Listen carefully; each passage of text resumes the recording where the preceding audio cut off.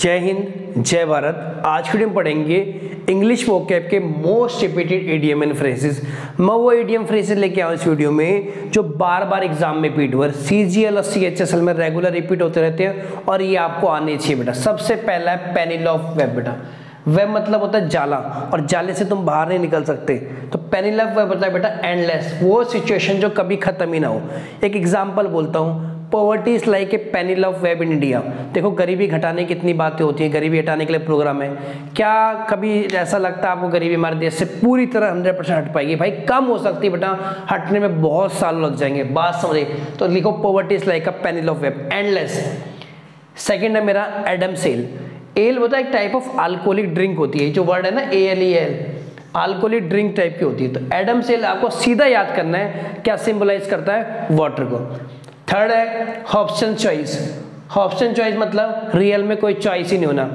वो आपने कहावत सुनी है, आगे कुआं पीछे खाई, सेम वही बेटा। हॉब्सन चॉइस मतलब नो अल्टरनेटिव चॉइस। मान लो आपने कोई कॉलेज में, मान लो आपके 40% है, सपोज आप 12th क्लास में थे, आपके सिर्फ 45% आए, अब आपका कॉलेज में एडमिशन हो, तो आपने कहा मेरे पास कोई हॉब्सन चॉइस है, एक्चुअली नो अल्टरनेटिव चॉइस ही, कहीं भी मेरा एडमिशन हो जाए।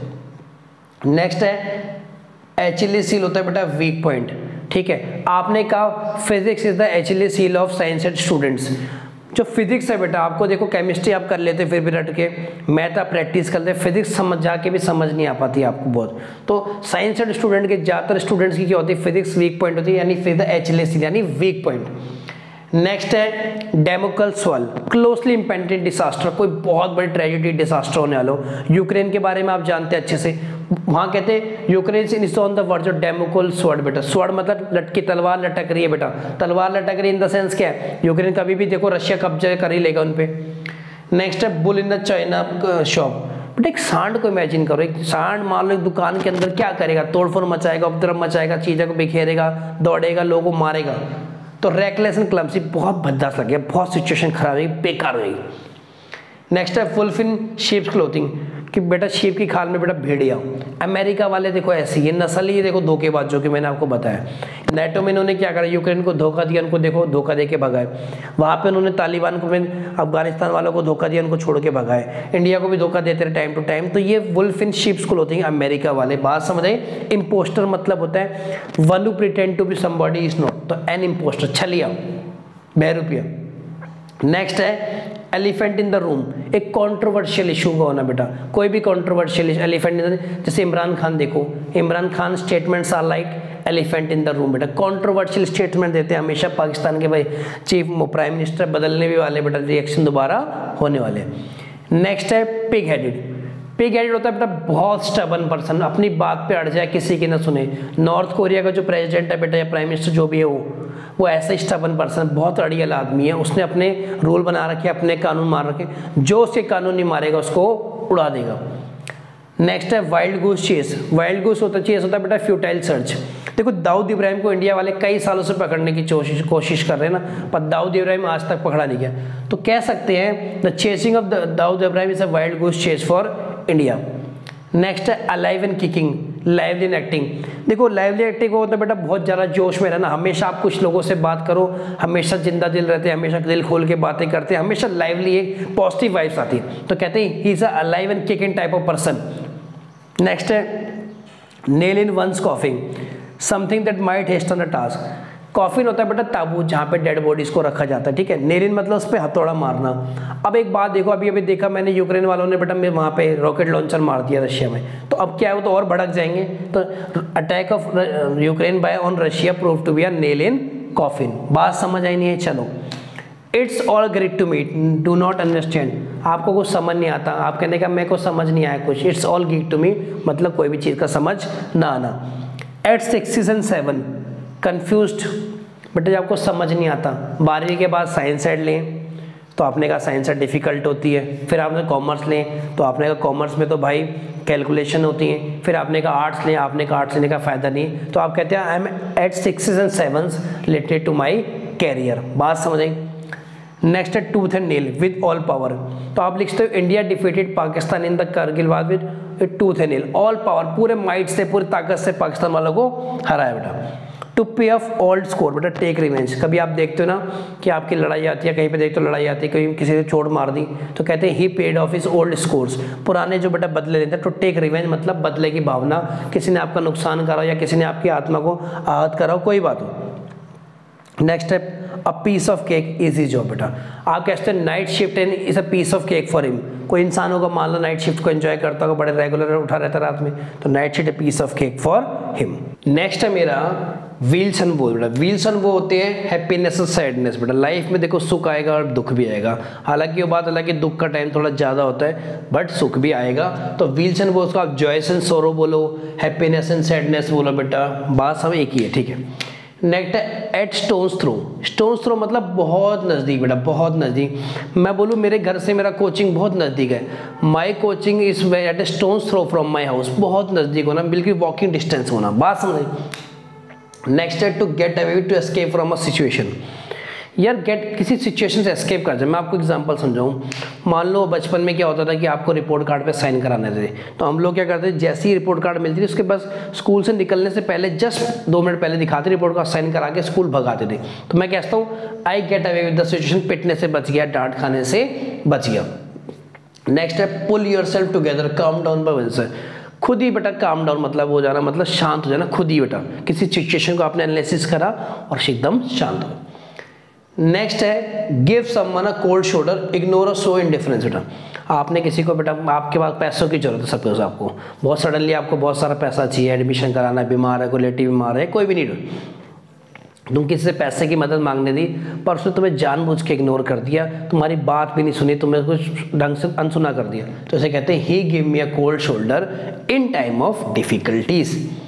नेक्स्ट है through thick and think, under all circumstances, life में कैसे भी हालात हो, थ्रू थिक एंड थिंक। देखो महेंद्र सिंह धोनी है, कैप्टन कूल है, कैसा भी मैच चल रहा हो, सीरियस में चल रहा हो, वर्ल्ड कप का फाइनल हो, हमेशा आपको कूल आएंगे। तो आप कहते हैं Mahendra Kohli is a cool customer under thick and think, यानी ऑल।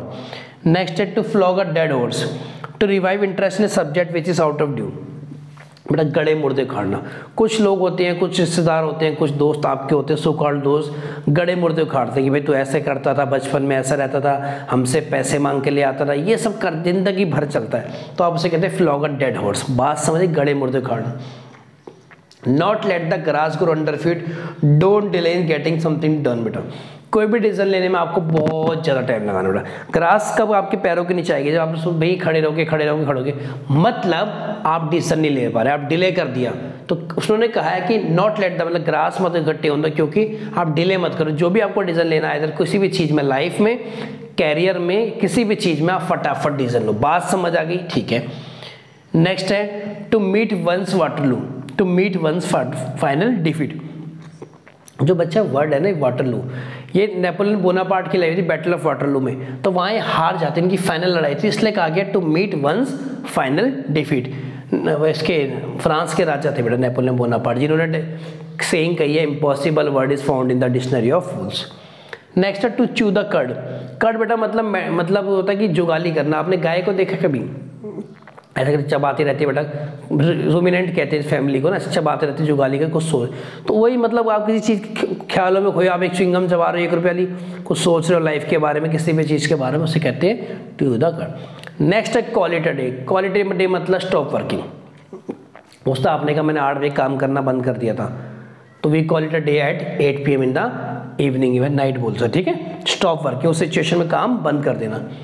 नेक्स्ट है spill the beans, reveal a secret.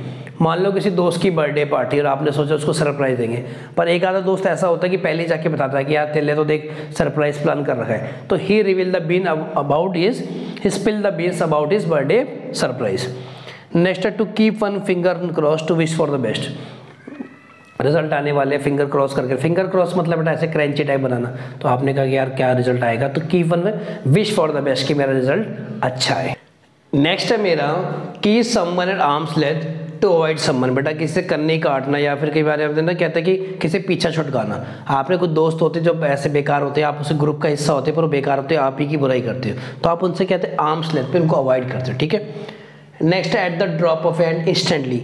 आप बोलो कि जैसे मुझे एक्सीडेंट की खबर करी, at the drop of hand I went to the hospital, मतलब मैं एकदम जैसे ही एक्सीडेंट की खबर मिली उसकी, मैं भागते भागते हॉस्पिटल चला गया। इंस्टेंटली मतलब एकदम।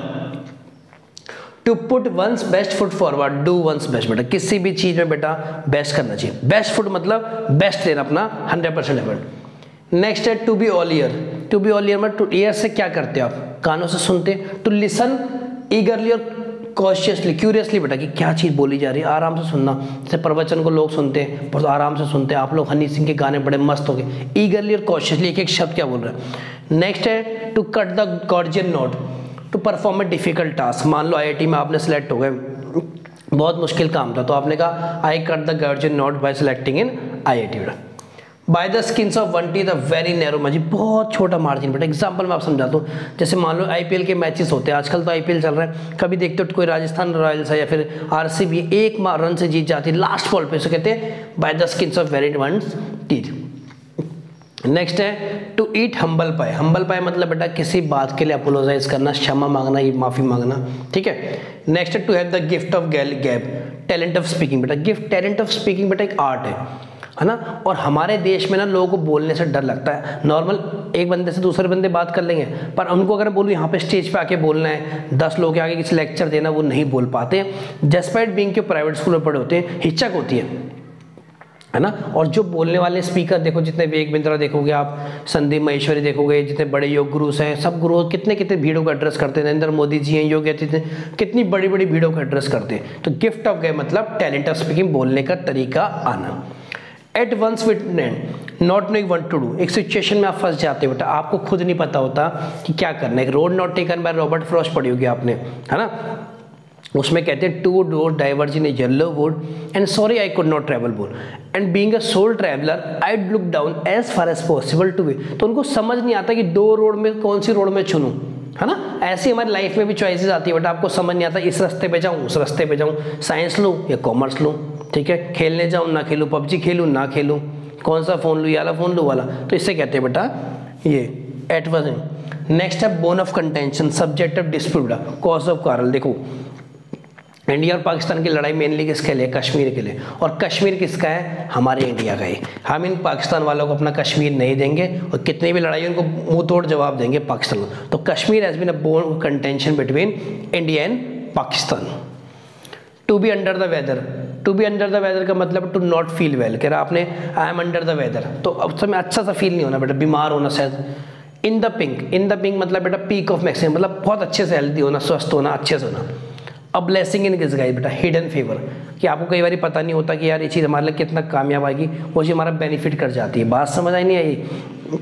जैसे मान लो सपोज बेटा मुझे 8 बजे की बस में जाना था बेटा सुबह, मैं किधर थी, मेरे उसी कारण क्या होता है मैं बस छूट गई, मैं लेट हो गया, और आपने देखा कि थोड़ी देर बाद बस का एक्सीडेंट हो गया, तो आपने कहा बच गया यार, अच्छी बात है कि नहीं हो गया। तो ब्लेसिंग इन डिस्गाइज।